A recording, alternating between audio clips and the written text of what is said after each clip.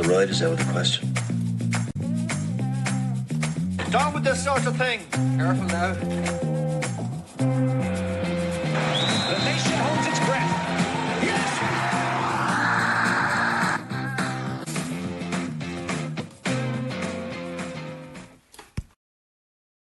Hello and welcome to another podcast of Friends in Low Places.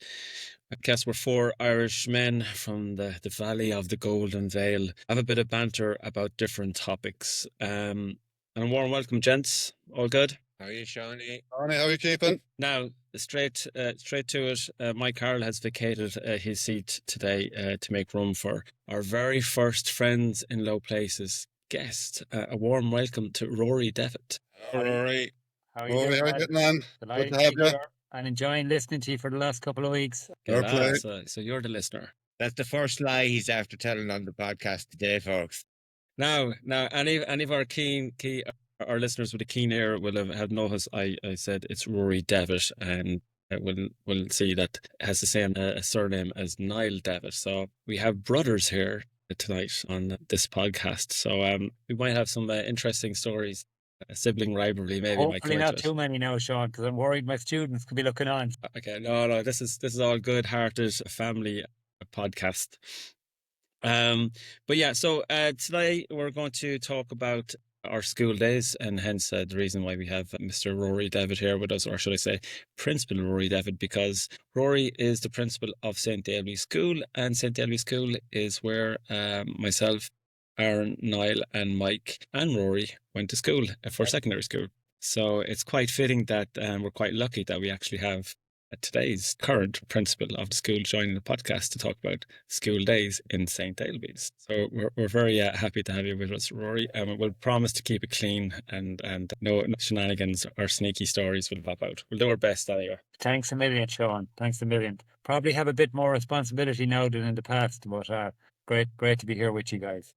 I guess it must be nice to be at that side of the desk in the principal's office than the other side back in the day. You know, it's funny. If anyone had said to me 20 years ago that I was going to be the principal of St. Ailbe's, I genuinely would have laughed at them and I wouldn't have believed it for a moment. But look, in saying that, I wouldn't change it for a minute. It's been a really enjoyable experience and obviously delighted to be back there.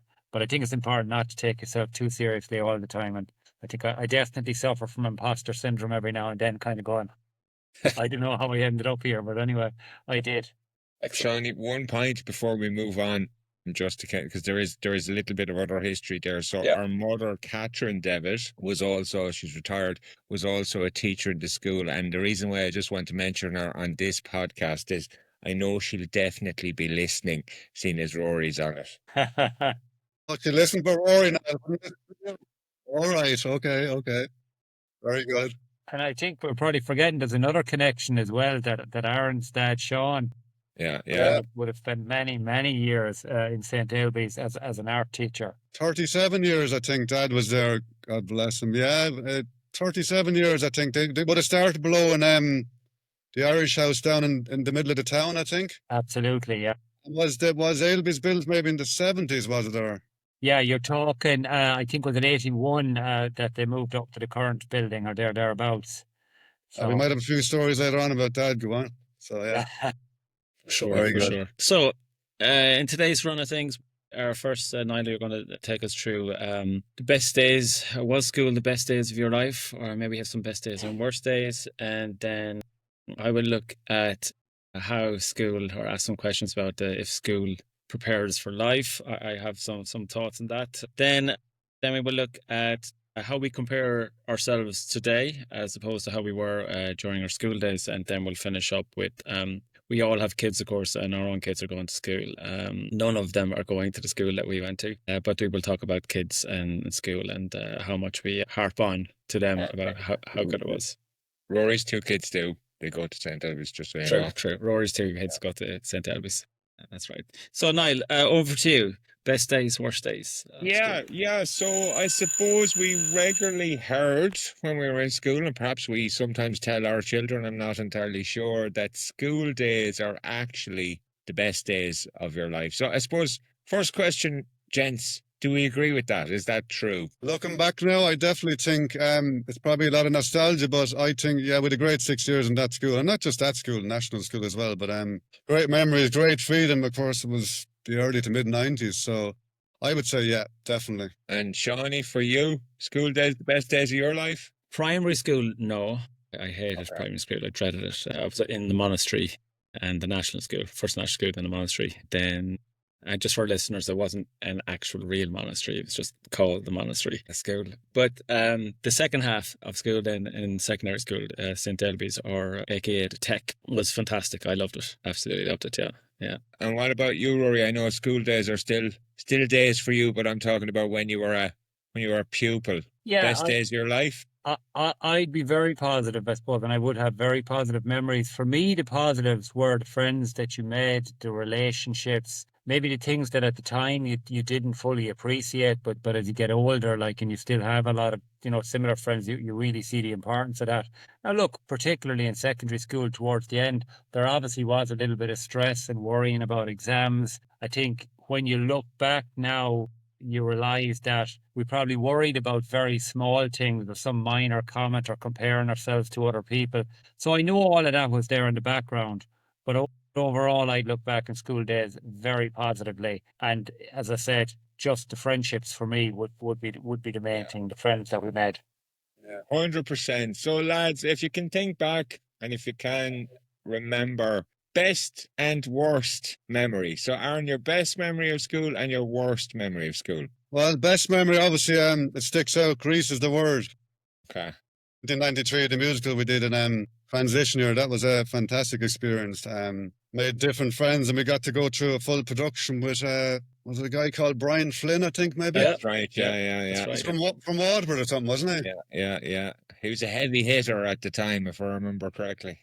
So he was a great piano player, wasn't he? Yeah. Still is, hopefully. But no, that was a fantastic memory, the Marion Hall, and so we thought we were movie stars, didn't we? We did. And worst memory, if you have one, then, Aaron? I suppose coming up to the end of the Leaving Cert, realising that this bubble of St. Ailbe's, our school, was going to end after 6 years. And like, what the fuck next? Like, I mean, what's going to happen to us all? Will we meet again? That kind of thing, maybe, yeah. Rory, for you, best and worst memory of school when you were a pupil? Yeah, like I suppose with the worst memory, I wouldn't say I have a specific worst memory, but what I would say maybe generally is sometimes we worried about silly stuff that we shouldn't worry about, or we let a minor little comment annoy you or something like that. That probably would be the negatives. There'd be lots of positives. And look, the best memories would all be to do with relationships. And actually, I'm going to cheat a little bit here, and I'm actually going to pick one of my best memories of school. It's when I was a teacher, and I remember after coaching a basketball team that I'd worked with for about 4 or 5 years. And it was a group of girls, and they'd wanted so desperately to get to the All-Ireland basketball playoffs. And we got so close 2 or 3 times. And finally, without boring you with the details, we qualified for the All-Ireland playoff with the last basket in a game. And to see those kids jumping for joy on the court and tears going down their faces of happiness, that's a really special memory for me. And I think it would probably top the list. But all the positive ones, it's funny, they're not really anything to do with academics. It's to do with people and just seeing people happy and kids accomplishing something and feeling good about themselves. Okay. Same question for you, Shawnee. Yeah, I mean, it's very similar to Rory. I can't really pick one out, to be honest. I mean, Grease, the musical, obviously kind of stands out as a big highlight, but I was captain of the swimming team in the school, and I remember we won the school swimming competition, and it was like quite a proud moment for me to have the the big plaque and take that home to the parents, and things like that. And it's like there was just a lot of positives in that school, which kind of helped me to kind of come out of my shell, if you like. And the musicals. I remember the very first musical I was in. It was the Pajama Game. Was the first one, if you remember that. So yeah, and just I think as Rory says, maybe not from the academic side, but it's a really good school for extracurricular activities. That part of kind of growing up when you're age and honing skills and social skills and things like that. It's very, very good. I can't pick a one best moment, to be honest. Meeting you guys, obviously, was like, it's well up there on the list. Yeah. Our first school trip to France, Aaron, if you remember that. We have many happy memories of that trip, and a shout out to Shane Donovan and Pat Collins for that trip as well. We could almost have a podcast about that trip. It was a rough crossing, wasn't it, if I remember rightly? It was a very rough course. And then from a worst kind of memory perspective, again, I don't really have a worst kind of memory. Probably when we did finish the Leaving Cert and having the sudden realization that you won't be coming back in here next September. It's kind of the real world now. That was kind of a bit of an eye opener and a bit of a stressful moment, I would say, for me. You think you're free, you think this is fantastic and free in school, but then reality just kind of hits home straight away. And yourself, Niall? Yeah, ironically, maybe Rory was worried we were going to slag off secondary school here, but ironically, there's a kind of a theme, isn't there, that my not so good memories come from primary school, ironically enough, and my much better memories come from kind of secondary school. So Greece would have been kind of a highlight. But again, I think it goes back to kind of, it wasn't so much necessarily the Greece, it was the relationships, or certainly for us guys, it was Greece, I think, went a significantly long way towards making us the friends that we are now. So I suppose that's the kind of the highlight. Fair play. Yeah. Thanks for that, Sean. So, yeah, I think Rory might have been concerned that we're going to slag off the school, but actually we're doing a fairly good job of selling it, if I'm being 100% honest about it. Last question for you, gents, right? And this is a difficult one.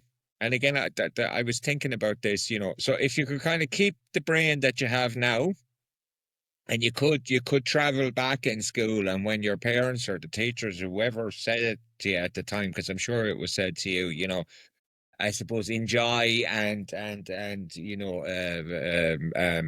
enjoy school days because they are the best days of your life. And sometimes you didn't always do that because I suppose you didn't have the realization. But if you could travel back with your current brain, so to speak, would you go back to school? So this time, asking yourself, Shawnee, yes or no now? Push you, Shawnee. I would say no. No. It was such a happy experience. I wouldn't want to change it, and I want to keep it in that kind of glass box that I have it.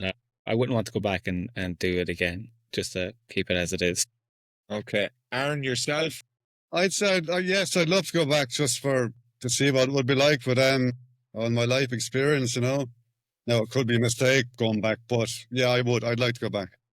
Okay, and Rory?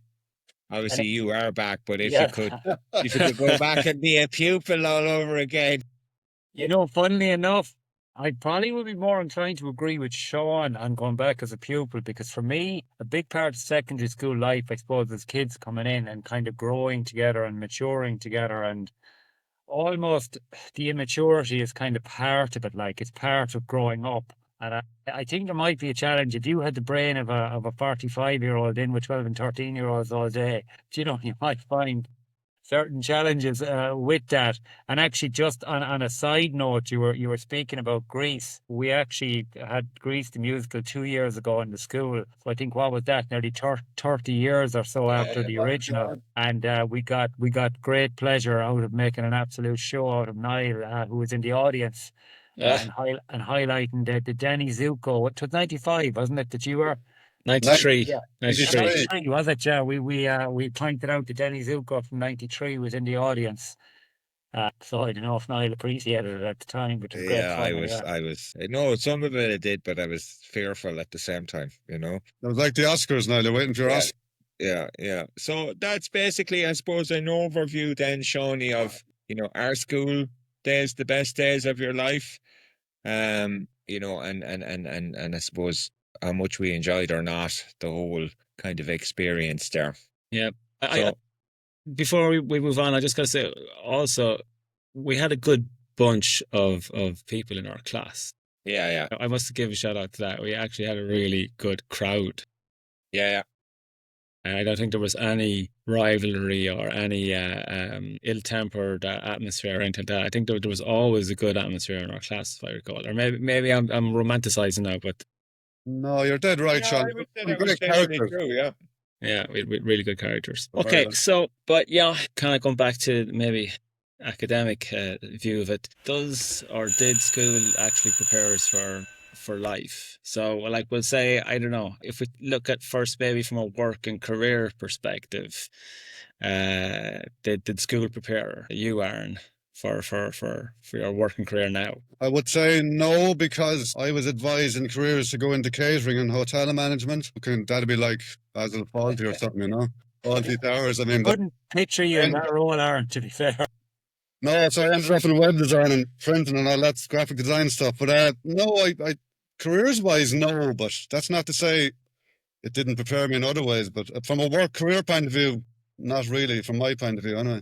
Yeah, but the one thing I would say, Aaron, and this ironically, this kind of came up on the work podcast when we talked about work and stuff like that. You were always interested in art, Yeah, and you went into an artistic field. So from a career perspective, I would say your career or your work is most like a straight line. So in other words, not that I would have predicted that you would have been in graphic design, but I would have probably predicted that you would have been in something creative art or artistic when you were in school. I certainly wouldn't have predicted that Shawnee would be in banking, as a for instance. well, no one did.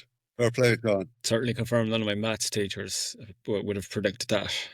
Oh, but I would say from a career perspective, no, school didn't really prepare me. The fact that I didn't really know what I wanted to do, I kind of knew more what I didn't want to do, and that's what I ended up doing, ironically. But from a career perspective, no, a work perspective, I didn't think that school kind of contributed.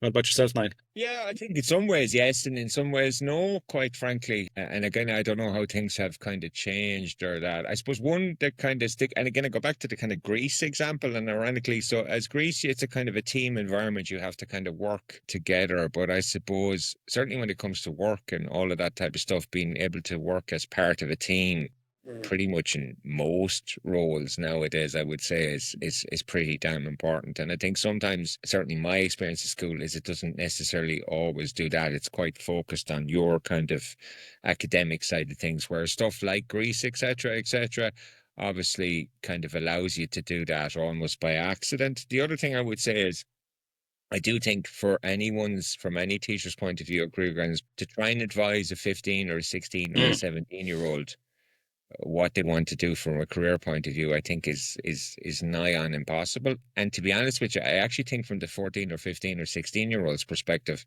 to make a decision as to what they might want to do is almost impossible. To me, it seems like, it's almost a kind of a nonsense question, because until you have those experiences, you're really not going to know with the kind of best will in the world. And again, Aisling so she is an art teacher, and she's gone back to college to also become a career guidance counselor. But it's very interesting how that role has changed, and there's so much more to it nowadays. So yes, I would say in some ways yes, and in some ways no. But again, I suppose then, school can only do a certain amount in that respect, as far as I'm concerned. And again, if you consider that, these are 14, 15, 16-year-old people, it's a very, very difficult task in the first instance. Rory? Sure. Yeah, I suppose from the context that the work environment obviously is changing massively. And I always say, like, take for argument's sake, the kids that are starting with us this year, the 12 and 13-year-olds, like, a lot of them are going to end up doing jobs that probably don't even currently exist. Yeah. Like, you Yeah. take like an app developer, right? Now, I know that's around for a number of years, but the people that are doing that when they went to school, that job didn't even exist. So I kind of would agree with Niall that it's probably not going to prepare you for any specific career. Like, you're hoping kids will get problem solving skills and all the rest of it. Hopefully what it does well is it kind of prepares kids for dealing with people, and for I can't remember which one he said, but for working with people. I always find it very funny when the kids go into transition year, and they sometimes have to do group work, right? And they suddenly discover that there's one or two people in the group not carrying their weight, or not, or Oh, all yeah. of that human interaction. And they find it very difficult, because the first, second, and third year, you're kind of doing your own thing. But that's the first insight into the reality of work-life balance and that sort of thing goes on. It probably, and I don't know if this is a positive or negative, it probably does help in that you have to do stuff that you don't want to do. And now sometimes that stuff might be particularly helpful or they may not see value in it. But when you get a job, that's something that you may have to do at times. And look, finally, for me, it's kind of all about resilience and relationships. Like you're hoping by the time the kids get through school, they'll have developed a little bit of resilience in themselves. You know, they'll be able to take a little bit of a knock, and their ability to work with people and foster positive relationships will be something that'll be stronger. And then at the end of the day, you go into whatever career, and it's almost like you have to start from zero, and you have to learn whatever you need to know for that career. That's kind of my 2 pence anyway. Yeah, and it's interesting kind of even to hear you say that, because obviously, what did we say, 30 years ago since we were in school? The focus would have been almost exclusively on the academic side of it at that point. So it's really interesting. And so I agree totally. I think when it comes to work, I think it's those types of factors that actually, in many respects, are actually more important than the kind of academic. Now, again, it depends a little bit into the career that you go into, et cetera, you know? Yeah, you're trying to develop the problem solving, hopefully, in the kids. It's something that always strikes me. Like, just go back to the idea of the musical. Every single year we do a musical, and there's not a year that I'm not shocked by some kid that's after taking a lead part. You know, someone, and I'm going, what, that kid that's taking a lead part in the show? Some really quiet kid that you'd never expected. So I suppose my point being, it's very hard to predict, as Niall was touching on earlier, what a 14 or 15-year-old is going to do in the future, because they might be shy at a particular point. You know, things develop at different rates for different people. Yeah, I agree totally, Rory. I think that's why transition year is so important as well, isn't it? I mean, we all did it, and like, that was brilliant, wasn't it? Like you said, it gave you more confidence and team building, all that kind of stuff. Yeah, fine. But I can totally relate to that, and I kind of feel that I was one of those kids, Rory, that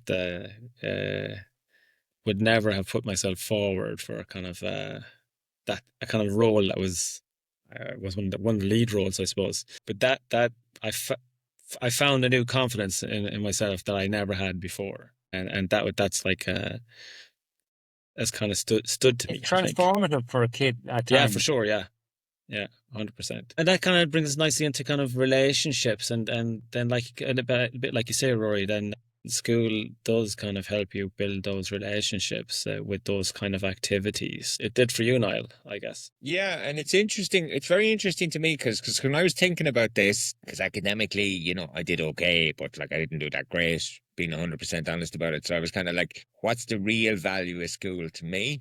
And I was thinking about this last night, and I was thinking it's just ironically the podcast and you guys, but really it's relationships. It's you know, I'm reasonably good at relationships, and part of the reason why I'm reasonably good at relationships is because of school. Now, I thought that was some kind of fantastic insight, so to speak, into school, and I thought I'd be saying something here today that would be. And ironically, that's the thing that Rory's been harping on about pretty much from the start of the podcast. So it's really interesting for that to happen in that way. But I definitely think, I think for me, the biggest thing it's probably given me across many areas of my life, not just in terms of work, is I suppose the starting point to be good at relationships. And I learned that initially, or the basics of doing that, in school, which ironically with you guys, you know, by and large. It's true. Same for me. And did school prepare you for like real life basics? I think of my cooking class. I can't forget what it's called. Home economics. That's the one. Home economics. Yeah. Which I think I did for 2 semesters. I remember I learned how to bake a lasagna, which I still bake today. But did school prepare you for real life basics, such as, you know, cooking, kids, organising yourself, structure, handling money? Again, I would say to a certain extent, but I mean, some of these things you have to kind of learn on the go to a certain extent, don't you? I guess well, yes and no. I mean, I did home economics for a few weeks, but I wasn't really interested. And obviously now I'm still a shit book. Anyhow, if it doesn't go into an air fryer now, I can't do it. But I think, did we do accounting for a while? I think maybe. Yeah, I think I did a bit of accounting. So I would have got some bases in accounting, but so it's like a yes and no answer really for me. I suppose if I wasn't interested, I just didn't pursue it. Yeah. So I think that's a key point. So, for instance, I'm a reasonable cook, but I enjoy cooking. You know what I mean? So I think one thing leads to the other thing, so to speak. Yeah, same for me, I guess. But I kind of would have. Yeah, I suppose you learn during life, how to budget, how to manage things, and all that. I don't know how it is today in school, Rory, but I think if I could go back, I would like to have had, rather than 6 hours of maths or 4 hours of pure accounting, how to budget, how to be cost efficient, what to look out for, those type of kind of more real life things. I think when you're asking you, Rory, has a school improved Yeah. in terms I of would say kids? it has, right? But in saying that, you have to be honest. Like, obviously, there's certain skills that probably are difficult to do in the artificial environment of school. And I would always say the idea of the teachable moment, you might take something like cooking. You have to kind of want to learn about cooking. And sometimes kids can be 13 or 14 and some will have an interest and others won't. And a couple of years later, they may develop an interest in something that they didn't previously have. And like, for example, now program that we ran last year was there's a Tipperary ETB have a little centre now for kids to want to learn about plastering and things like that. And now that's really popular, but it's only popular with a certain percentage of kids. But at the end of the day, you have to get out of the building to do that. So I think it has improved, but we probably do have to be honest that there are certain skills at the end of the day you're probably nearly going to learn properly after school when they matter. Like, something like budgeting, nothing will teach you more than maybe making a few mistakes and learning the hard way, Yeah, I still think though it would be a very sensible. I hear what you're saying, Rory, but I do think it would be a very sensible thing to teach, particularly older kids or teenagers, about in school, because when they go to college or whatever, they're going to have to budget to a certain extent. So I totally accept what you're saying in terms of the teacher there is real life to a certain extent, but I think it would be a very worthwhile thing to teach in school or to make part of the curriculum. Sorry, Niall. 100% they do actually teach budgeting in school. Now it comes into a couple of subjects. That's what the point that I'm making is sometimes when budgeting comes up, it definitely comes up in home economics as a subject. When a kid is 15 or 16 and they're interested in other things and thinking about other things, that it comes up, but it doesn't occupy a lot of their bandwidth. As you know, we were all the same, no, it is there, but I do think, as I said, kids at different ages have an interest in different things and apply themselves differently at different points. And that's all part of being a teenager. Do you know what I mean? That's the simple reality.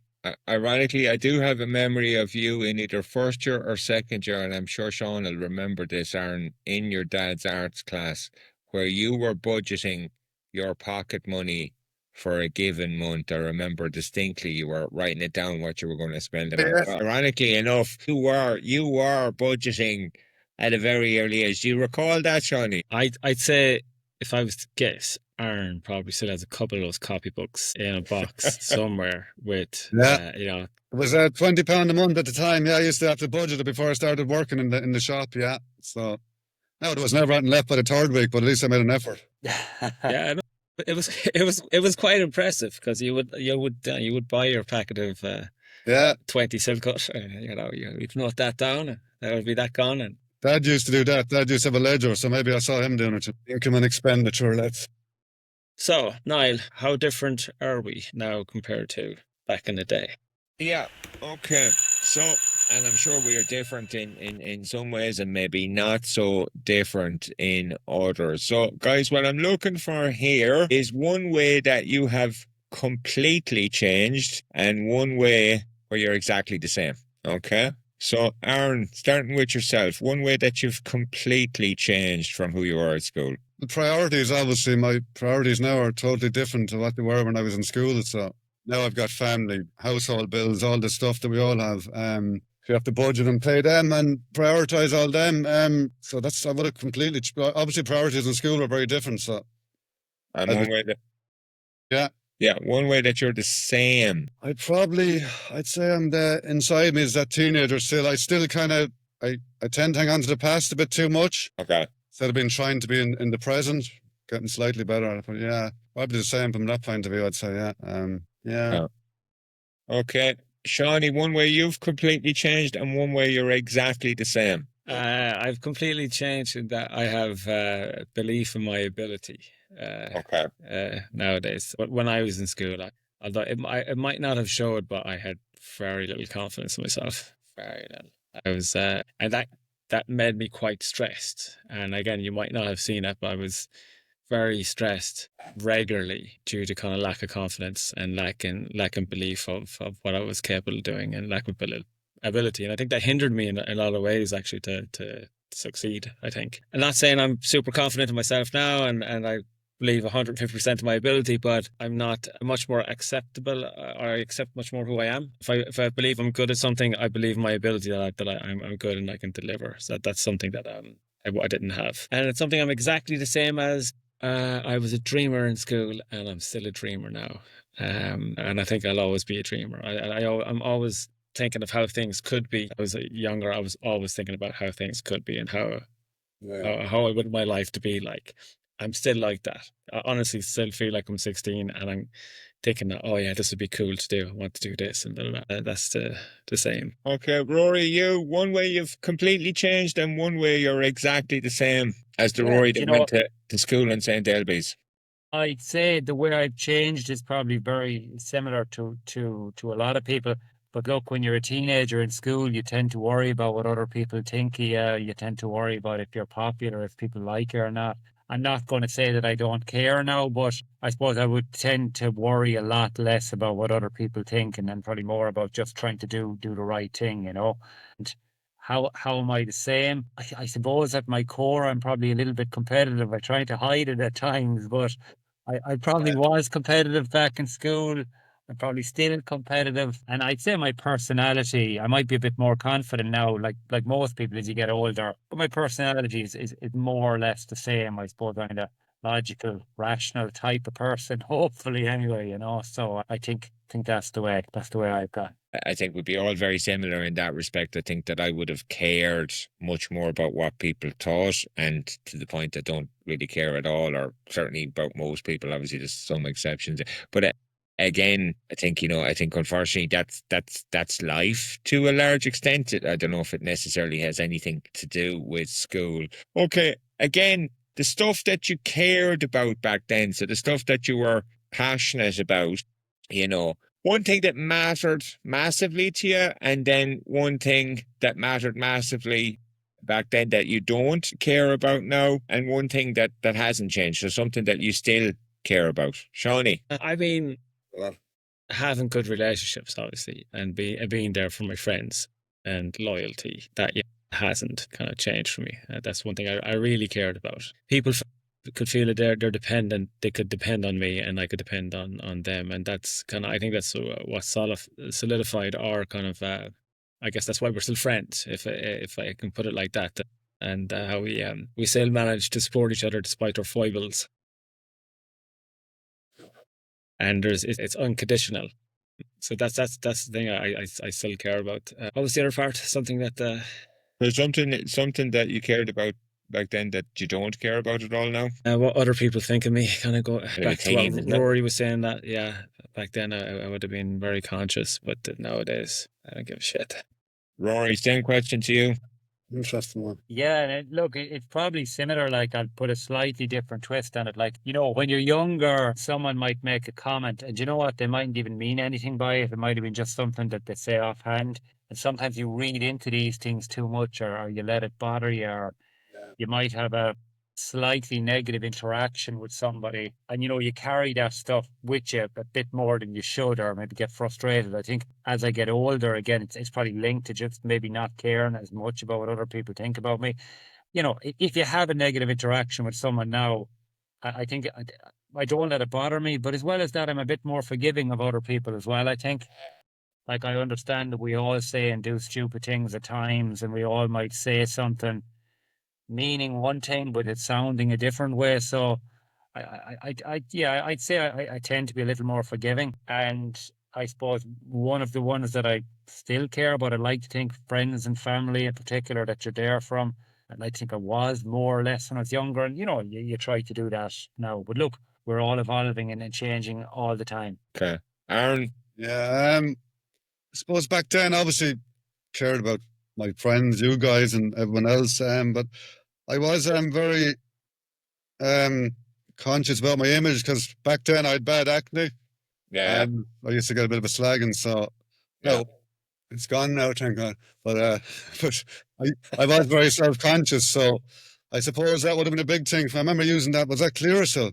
Not worth a shite, but anyway. I used it as well, yeah. I think you just have to go through that if you have it in your skin. But anyhow, yeah, so that was a bit of an issue for me back in the day, So yeah. Okay, and final question then, just before we finish up this bit of this segment, lads. Would you get on with the school version of yourself? Rory? Yeah, I think I probably would. To be fair, I was probably reasonably, like in school, I was a quiet enough sort of a guy. Like I don't think I hugely stood out. I was friendly to most people. I think most of my classmates would be utterly shocked in the job that I ended up in. But I think I probably would get on reasonably well. Maybe the younger me drank a few too many more pints than I should have, or whatever. If you were giving yourself the student advice, if you ended up in your office and you needed to give that student a bit of advice, what would be your best bit of advice or your number one advice to Rory, the student? That's a hard question. I suppose I definitely From Rory, the principal. Don't be worrying about what other people think, That's the tough one to get around. Go on. Yeah, I mean, I certainly would be saying that. Probably one that I'd say it's not really education related. Like, I think, say, Ireland as a culture, like, we all probably drink too much, right? And as an 18, 19, 20-year-old, I did it the same as everybody else. And I think we do without even thinking about it. It's just something that we do. I have no doubt the 18-year-old me would not have listened. There's no chance. But maybe if I would have encouraged him from 18 to 23 or 4 to drink a little bit less or whatever and focus on other things, but he wouldn't have listened. No chance. In fairness, I think the kids today are better by a stretch. Shawnee, would you get on with the school version of Sean O'Donnell? I think I would. I'd probably, if I could go back, I would like to sit down and put my arm around it and say it's going to work out, and don't worry too much. You'd be surprised how where you end up and what you do. But it's all good. Yeah, I think it would. It's like I kind of said a while ago. I'm still a bit of a dreamer as I was when I was a kid, and I think that's kind of something we'd have in common if I went back. But yeah, I would get on with the younger Sean. Probably the same as Rory. I'd tell him maybe calm down on the pints and stop chasing girls from the school. Yeah. So ironically enough, lads, I'm not entirely sure. Now, I'd have to factor in, obviously, that he's a young fella and hasn't seen too much of the world and all of that type of stuff. But I was certainly borderline vain when I was younger. I would say I'm entirely not vain now. And people who are vain give me a bit of a pain in my face. So we'd possibly both struggle a bit to get over that to a certain degree. So hopefully I would, but I would say there would be aspects about my character or indeed my personality or my insecurities, which invariably that's where some of that stuff comes from, that I would struggle a little bit with, and I would be quite opposite today, I would expect. So yeah, interesting, Shawnee. Yeah, but just to stay on that, I guess for you, Niall, back then you're borderline arrogant, but today you're confident. It's two kind of different things, but kind of a little bit. That's how you've changed in character. You've converted that little bit of arrogance into. Yeah, I'm a lot more secure in myself. So I suppose as you become secure in yourself, then it's confidence. It's whereas if you're insecure, you're trying to give off an impression. So it's gas, because people would have said to me back then that I was quite a confident person, but really I wasn't. Yeah, maybe we're trying to mask over, but I wouldn't get on with myself back then. No, I don't think. Sure, I was just totally self-absorbed. Like, I didn't know what was going on in the world. It was just all about me, and my problems. Would we be in agreement? Mike Carroll is probably the one who hasn't Yeah, changed that much amazingly. Yeah, since school. No, yeah, I yeah. agree. Good point. yeah. That's a very fair point. Yeah.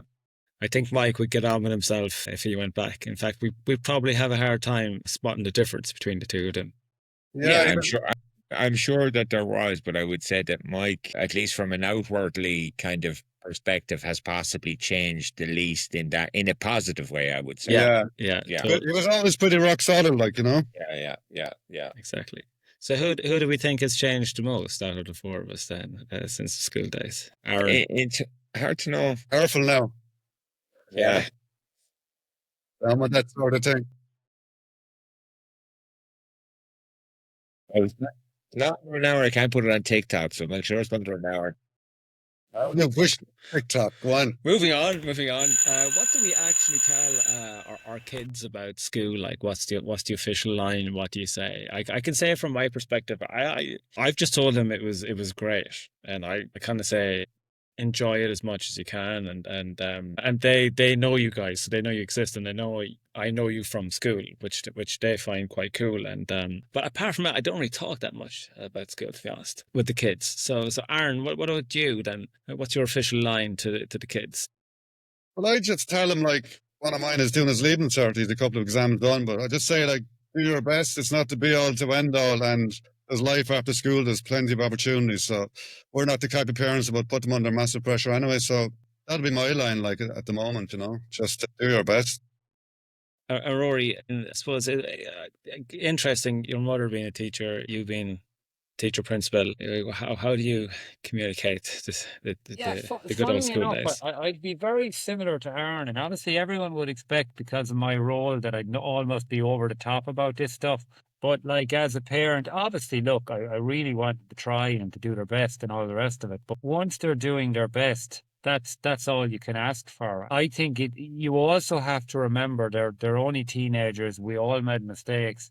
They're not going to get it right all the time. And I think you got to be kind of understanding about that stuff as well. It's a process. They might have a couple of months where they're doing really well, and they may have a month or two where they're not studying as hard. And I think the important thing is to keep the relationship open all the time and just try and encourage them and be aware, like, there's a difference between encouraging and trying to control people. And, you know, try hopefully stay on the side of being encouraging and keep that relationship positive, and hope that it all works out. Yeah. And for you, Niall? Good point. Yeah. Again, it's interesting because you don't have these really conversations in the pub, but it's interesting to hear you guys. So yeah, I don't really talk to them that much about it, other than, you know, asking them how they're getting on. And I suppose if I'm encouraging them, generally speaking, the encouragement is around what I would describe as kind of extracurricular or kind of non-academic, or what I would consider kind of traditional academic type stuff. So yeah, I mean, I let them come to me and check in with them now and then. No, there isn't a huge amount of day-to-day conversation about it. Now, my kids are young, so maybe that'll change as they go to secondary school. I'm not sure. And have you guys ever given your kids like advice, and knowing that you didn't do that yourself, or would you have taken that advice when you were their age? Don't be worrying about what someone said to you. Sure, it's grand. It doesn't matter. Like, Yeah. Okay. Try not to rush picking your career path. Be one of mine anyway.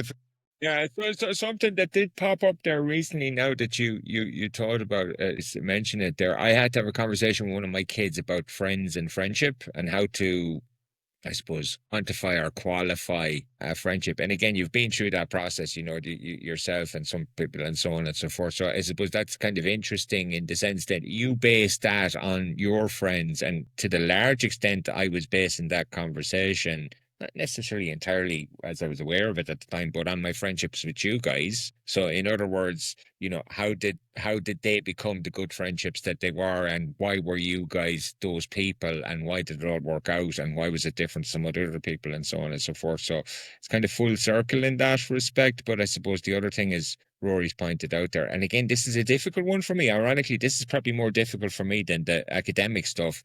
It's to let them make their mistakes in terms of their friendships and their relationships, and while you guide them and give them some guidance, you know, that you don't try to control it either. And that's tricky. I found that tricky, if I'm being honest. You know. Yeah, it's very tricky, and we have lived through some tough moments here with my kids. When it comes to friends and school friends, and it's gone down some paths that you kind of didn't want to go down, but like you said, it's you can't control it. You have to just be there to support and try to put them in the right path. But thankfully, everything works out at least. I think we're almost done, Niall. I don't think there was anything else we wanted to discuss.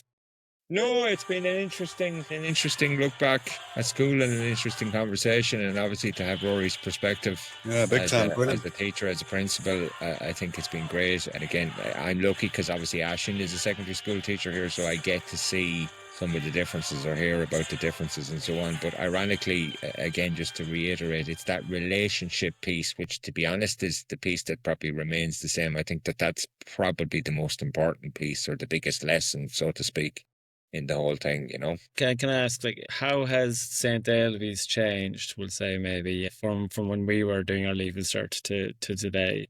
I suppose, look, the kids that are in school today are very different to what we were like when we were in school. And then, there's a lot of things for the positive. They're probably way better at talking about their feelings. They're probably way better at expressing themselves, in terms of anti-bullying and I suppose being they're very aware of that stuff, and they probably look out for each other. And for the most part, they're very, very kind to each other.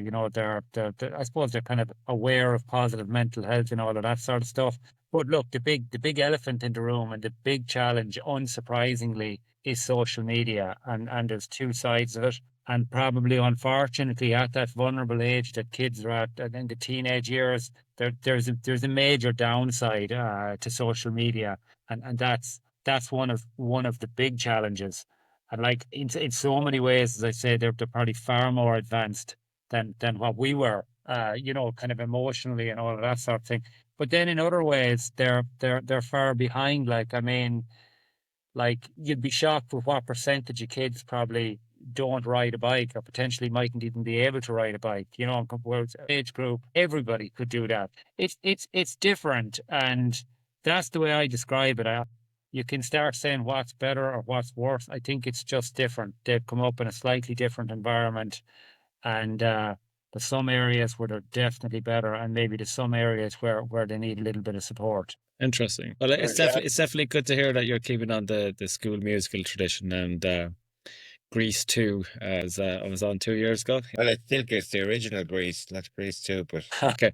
Grease, the original Grease, brought into the new century. Okay, so I think we'll leave it at that. And Rory, usually I leave the finished podcast with a quote, and this we're going to do it again this time, and it's from Oscar Wilde on education. Education is an admirable thing, but it is well to remember from time to time that nothing that is worth knowing can be taught. I'll let you ponder on that, Johnny, for a weekend. Deep. And we'll be back with a brand new podcast on midlife regrets. And Mike Carr will be back in the usual seat. And we look forward to that. So thanks a lot, Rory. Thanks, Aaron. Thanks, Niall. Cheers, Rory. School's out. All right. Talk soon. Bye-bye.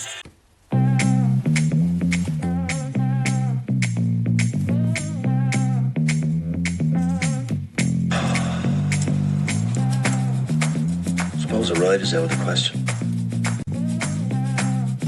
Down with this sort of thing. Careful now.